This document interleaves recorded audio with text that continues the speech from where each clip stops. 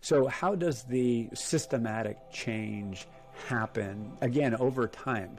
Because I just see not everyone being on the same page right now. There are a lot of head nods, but the action behind it isn't there. So where does that shift have to happen? Yeah, I think it's a great question, and it's one that most people embarking on some kind of evolutionary journey have. I think that this kind of journey, a transformational journey, if you're a leader, usually starts with a leadership team looking at what's holding it back.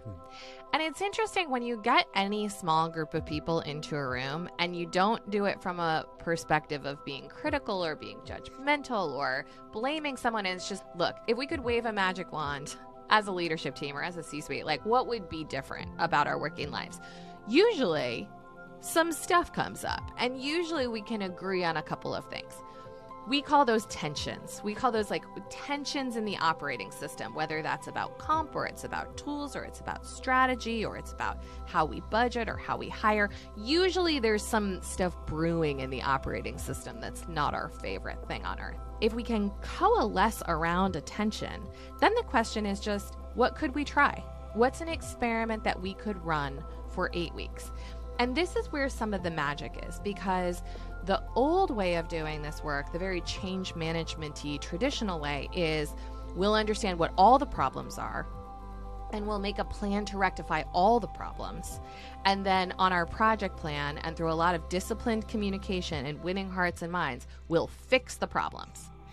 It doesn't work, because that's just more command and control. That's more yelling at the wind. You got to stop doing that.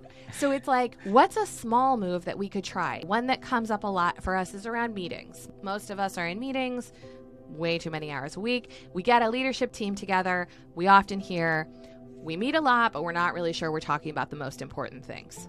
Great. What's an experiment we could run in our operating rhythm of meetings? Could we try doing a monthly retrospective? Could we try a different kind of weekly meeting where we all bring agenda items?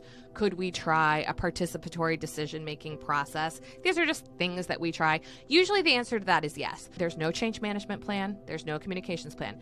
There's a tension with our meetings. There's an experiment we're going to try for 8 weeks to do new kinds of meetings. And at the end of that, we're going to see what it gets us. And the truth of working in a complex system is you never really know what it's going to get you.